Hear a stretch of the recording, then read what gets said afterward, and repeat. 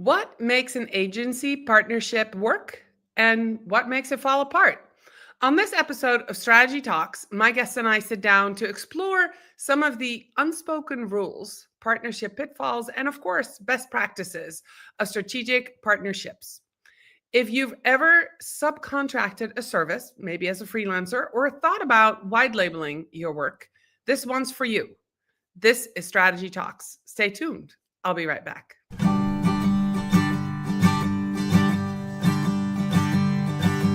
Let's strategize together.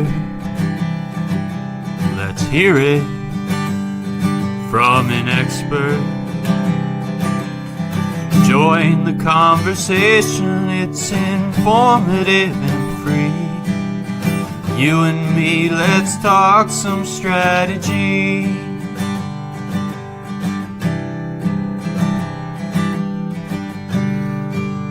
Here's your host, Morin-van.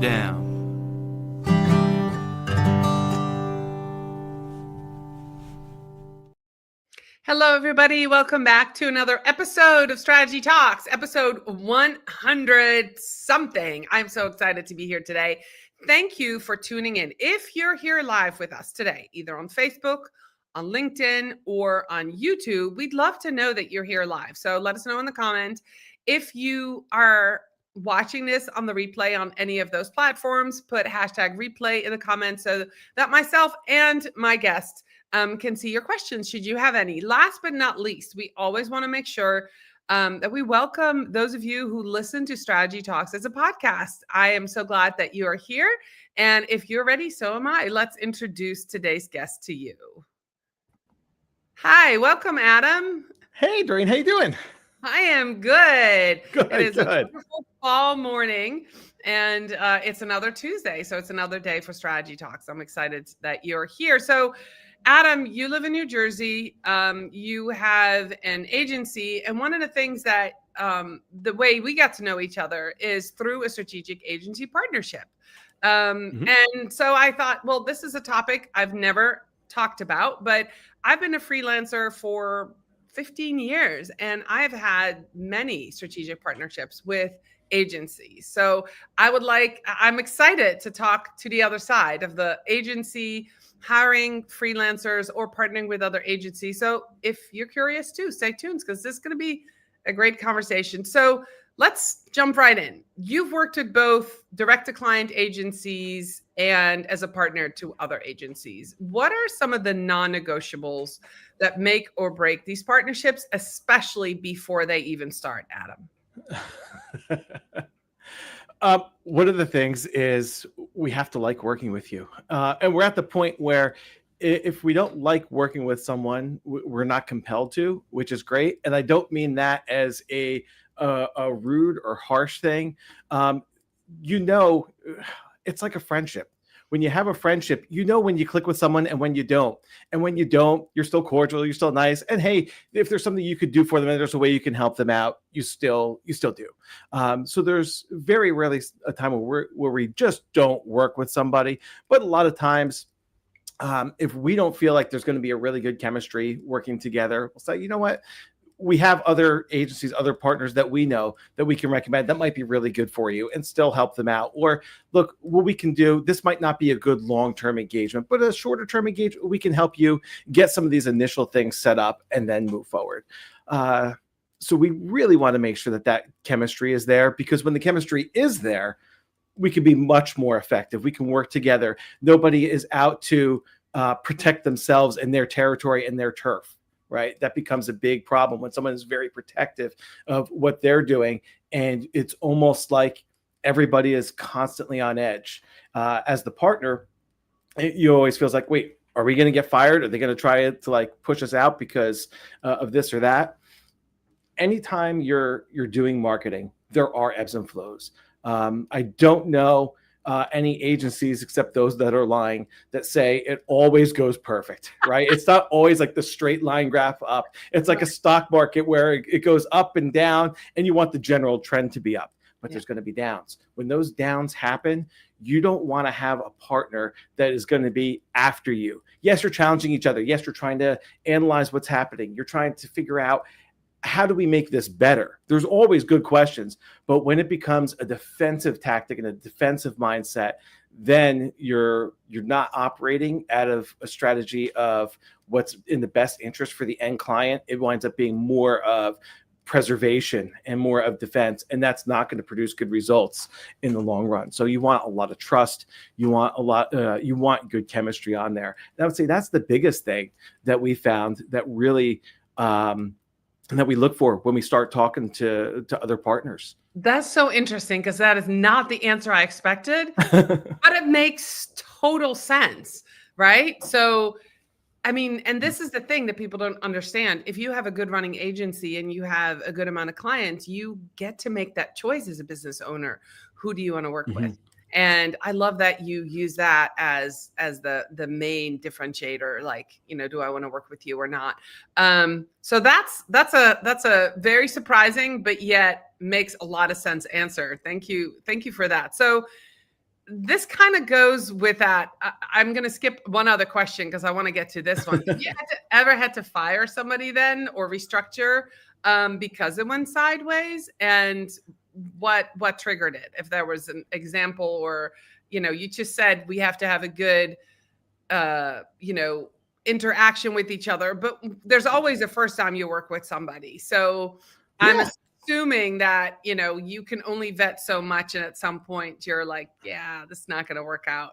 How do you? I would say 99% of the time we'll give it a shot to go with somebody new, unless there's some real red flags, right? But 99% of the time we'll go ahead and say, like, let's give it a shot and do at least a trial project. And that's a good way to get it started, right? So we did that, and there was has definitely there's one that comes to mind that's kind of glaring.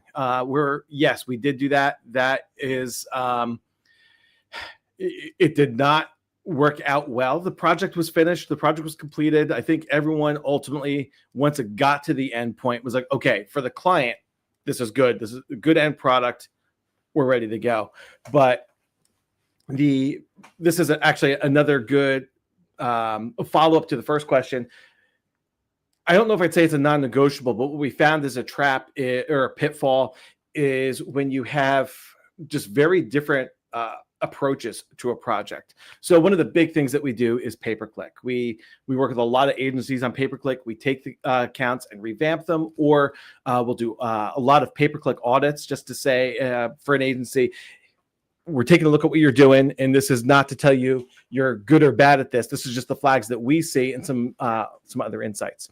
So we took on a project, and instead of going into the account, the procedure was more, let's work with a whole bunch of Excel spreadsheets. And so we got an Excel spreadsheet to work on, and about 20 supporting documents that went kind of all over the map.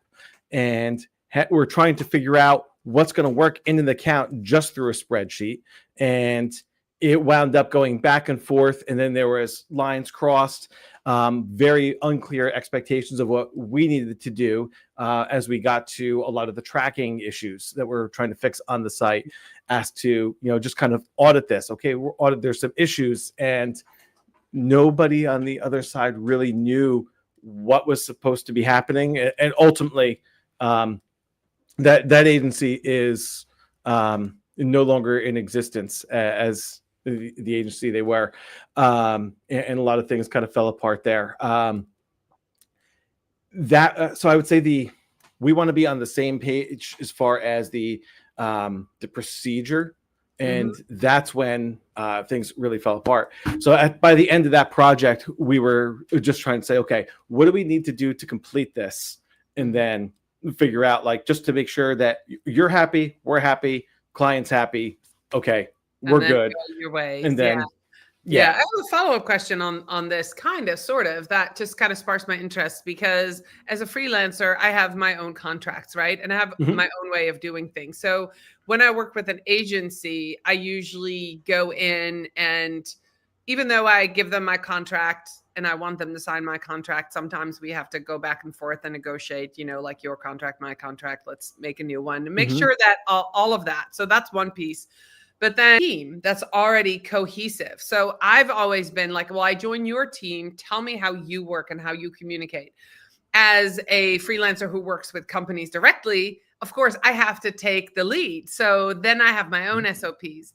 So what I've learned is to adapt. And so my question to you is, when you work with an agency, you have your way and they have your way. That's kind of what you were saying. How do you pick? Like, or is that a feeling? Is that a gut feeling? Like they reached out to you, they need you, so you're going to go with their procedures. Or if you said, hey, we need some help, or we want to work with you, and you're expecting them to come on board and do your thing. Is there like a guide that people follow, or is this more of a gut feeling? Like, who's top boss? I guess that's the question. Well, that's a great question. And so much that's going to depend on who the agency is. So there's a couple different ways that we work with other agencies. In some cases, there's a lot of different ways. And so I guess really we become very flexible is the answer to your question. So sometimes there's agencies that do not do digital marketing. They really focus on brand, on design. So then when we come in with them, we basically have free reign because it's not their wheelhouse. And the best partnerships come when people understand this is my wheelhouse, this is not my wheelhouse. And so we can take the lead and help. I like to teach, so I like to help explain, like, here's what we're doing, here's why we're doing it this way, here's what and that way they have the comfort to talk to the client. Sometimes we'll talk to the client directly, depending on the partnership. So those situations are one way. When we jump into an existing digital marketing department because they have an overflow support need, it winds up being a bit different. And those are the cases where it becomes a little more who's in charge here. For the most part, when we come in, we say, you're in charge. This is your client. So if anyone's leaving, it's going to be us. It's not going to be you leaving and us staying with the client. So you're in charge because you're ultimately responsible for this. Here is how we work. Here is what we're going to do.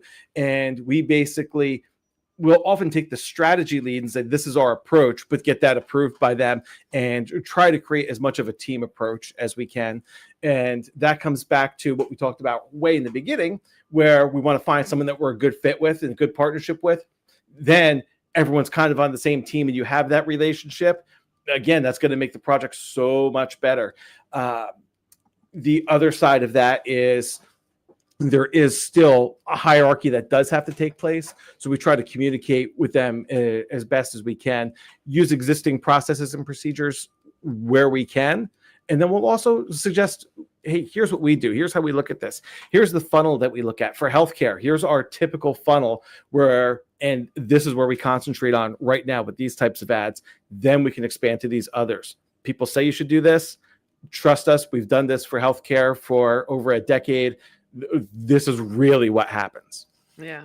I want to go back to what you said earlier about one of the questions I had queued up, and you already sort of answered it, but where do you draw that line between educating, say somebody comes in, they need digital, they don't know anything about it. Where do you draw the line between educating them and doing it for them and just giving away all your secrets, right? So how do you want to get the work done, but you also want them to have that ownership of what needs to be done. So they have a clear understanding, the value of what you offer. How do you draw that line?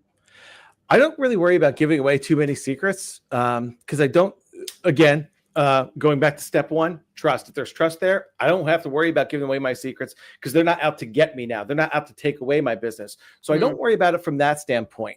From a very practical agency standpoint, I don't worry about it as much either because there's a reason they're coming to us. Maybe there are going to be some agencies that are going to try and extract what we do and then do it themselves. That's fine. That was not going to be a long-term partnership anyway. And there's plenty of business to go around for all of us. They're not coming after our clients. We're fine. But they're coming to us because they can't handle the workload themselves anyway. So telling them exactly what we're doing is fine. They're not going to do it. They don't have the bandwidth in the house. Or they're a branding or a design agency that doesn't do this stuff anyway. So giving them all the information only helps. They're not going to all of a sudden start trying to do that on top of everything else they're doing. What we'll often do is come in as an agency's in-house like branding team. So this not branding team, digital marketing team. Sorry. We have a branding agency that we're working with right now, really doesn't touch digital. We are their team. So we interface with clients on their behalf. We have agencyx.com email addresses, and we are their internal team. Yeah. They know everything that we're doing. And to be honest, so much of what we do is common sense, and it's amazing how much we've seen that people just don't do. We took over, so we were partnering with someone. Client had another agency that was working with them.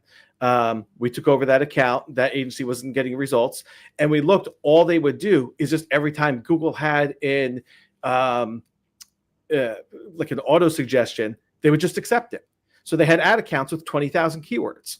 And this is talking about we'll say it's like a biomedical testing thing. Like think Quest Diagnostics is the type of company that would be their client. They were literally bidding on the word poop. This is just what the agency has come to. If you use common sense, a lot of the stuff really isn't super hard.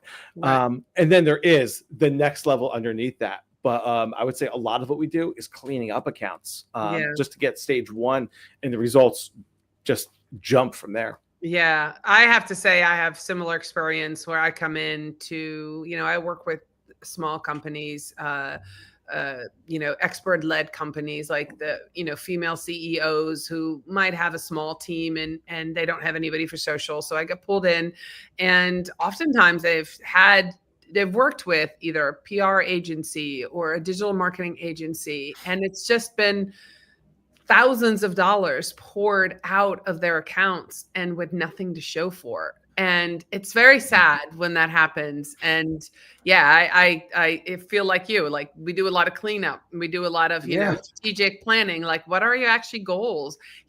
One of the most commonly asked thing that people come to me with, like, my friend told me to be on Pinterest. Should I be on Pinterest? I'm like, why? Like, why would you, like that made, like, that's the that's not that kind of things you need to listen to when your friends tell you things. And I go, well, what are your goals? And, who are you trying to reach? Well, if you're trying to reach women between the ages of 30 and 60 and you have something to sell, maybe you should be on Pinterest. That's a great place to build awareness, but not everybody needs to be on there. So it's interesting. I've had a similar experience to you. So this actually leads us to, in what type of agency should not seek partnership or isn't ready for one? What signals should they look for before bringing in a strategic partner like you? Wow, that's a great question. So I would say that an agency is not ready if they're not willing to give up the reins a little bit. And you're not turning this over to somebody else, but you have to be at a place where you're comfortable saying it's like hiring a new employee and then saying, but we don't want you to do anything. Right.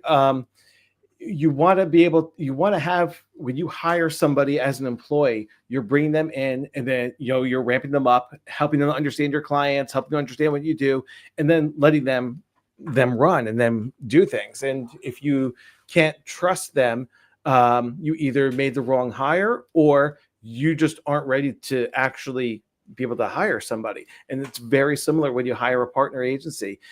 You need to be able to help get them on board and up to speed. And from there, they need to be able to run with this and to help move things forward.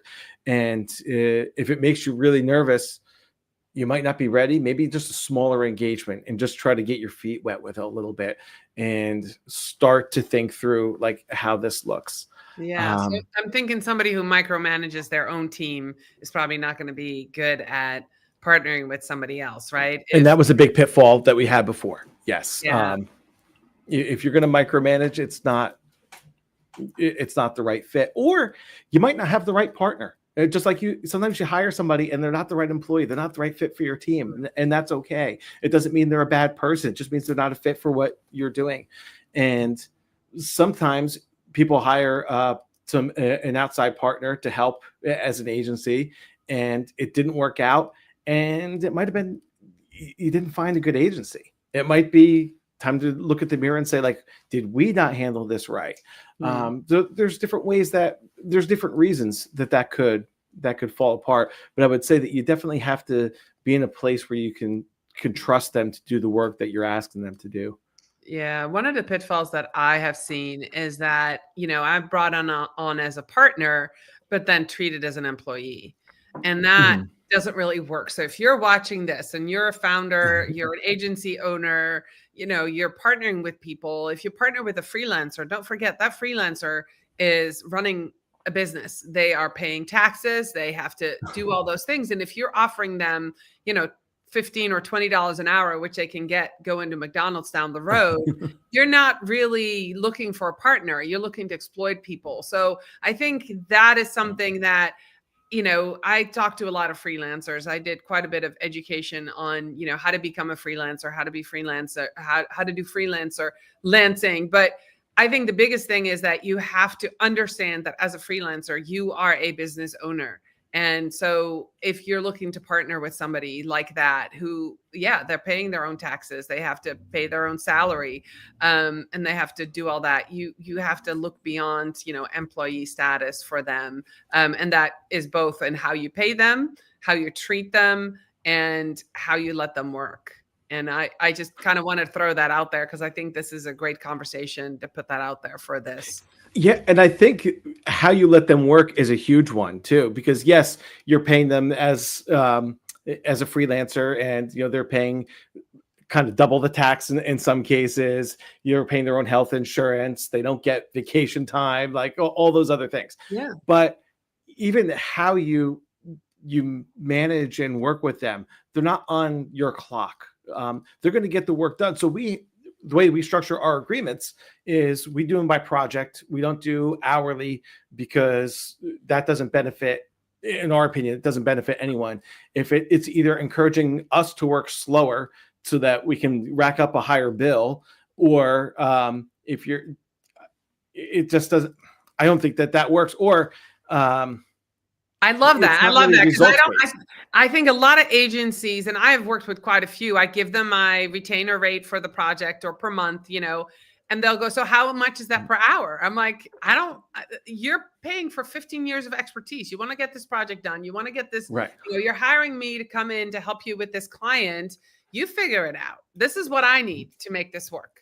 And I don't know what you need to ask the client to pay you in order to make that work for us, but this is what I need. And so there definitely is that disconnect sometimes with the agency owner thinks they're going to get cheap labor, or the freelancer who's starting out thinking they can't ask for the project fee. And I love that you said, we don't want to start working slower. That's not a good thing. And then the other truth, and that's something that I've learned, and I don't know how long your contracts are, but when I start working with somebody in the first 3 months, I know I'm giving more than I'm getting. So the first 3 months, there's setup, there's all kinds of stuff. And I might have quoted a monthly rate or a project rate, and I know I'm in the hole. But if that project goes on 6 months or 12 months or 2 years, I can do stuff that used to take me 12 hours, maybe in 6 hours a month, and I still should get paid for that because I'm doing the same work and you have consistency. And you're not getting paid for time. We're not like, renting a golf simulator here. Like this is, I'm getting results out of this, right? So we had a client, we did our retainer with a client is $3,000 a month, ballpark. And we just took this client, they made in their e-commerce store through July or August, they made as much as they did the entire previous year.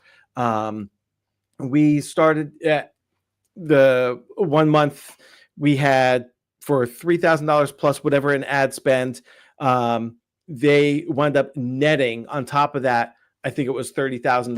So I'm like, okay, you're paying 3, netting 30. Like that could take me an hour. It doesn't matter. It doesn't take me an hour. I wish it only took me an hour. Yeah. But it doesn't matter because you're getting the results. If you want to try your luck somewhere else because you think you can get them cheaper and you think you can get better results, I'm not going to hold you to that. But I'm not going to hold it against you. rather. Yeah. Like you go ahead, you try that. But we typically don't have that issue because we take a partnership approach. Yeah, that makes sense. So how do you keep your own brand, Wormann Consulting, differentiated and valued when a lot of your work happens under somebody else's name? Yeah, it's really tough because we can't say, hey, we worked with this client, and this is what we did for them. We have to keep a lot of the case study type of stuff, keep a lot of the data that we have anonymous because we can't share a lot of that. So we do try to highlight some of the stuff that we're doing independent of other agencies because we do that too. And then with the agencies, we work with a lot of agencies right now, and then we're always kind of meeting new people. And I just like to grab coffee, grab a beer with someone, and just, hey, maybe this turns into business, maybe this doesn't. I really don't care. Ultimately, I found that things work out when you treat people well, when you're diligent with what you do. Things seem to work out over time. You have your ups and downs, but they work out. So I'm happy to just get to know and meet new people. But along the way, we could share, hey, look, this is what we do with another agency, and the agency world is small. Half the time they know each other. But here's what we do with agency A or B, and this is the type of results we get for them. If you want, we can help you with that. This is the type of thing that we do. If you want, we're always happy. Like sometimes we're not a good fit, and we understand that. There's certain spaces where if it's a real estate client, we don't really touch real estate. Right. It's its own beast. But I know people who are good at real estate marketing. I'm happy to send you over to them because they're going to be a much better fit than we are. That makes a lot of sense. Yeah. So I like that too, for sure. But so for differentiation, you probably have your own inbound leads, right? You have your website, and you make sure that you hold that strong as well. But it sounds like your business model is really built around these partnerships. Yeah, that's, I would say, the most significant part of it is that we build around partnerships because we don't do everything. And we're very intentional about that. We don't build websites. Could we? Yeah, we could. Is it going to be a good website? Is it worth our time? Like, I don't want to do things that I'm not good at and that I don't enjoy doing. It's I'm the not same worth way. it for us. So I know my lane. I know what I'm good at. I know what I'm not. Adam is not a designer. Now can we do some basic design to supplement some things? Sure. Can we update websites? Sure. But we also have a bunch of partners that we will send stuff over to because we want to make sure that the client is getting the best work and the best project. Yeah. So what I'm hearing you say is to have a good partnership, really know what you are, niche down, and really sell yourself Exactly. for specific services. And yeah, I mean, I've been organic strategist for quite a few years. I did community management too, but yeah, I do content management. That's what I do, so Right. That's what people hire me for, and strategy. So that makes a lot of sense. Adam, we are almost out of time, but I've got one question left.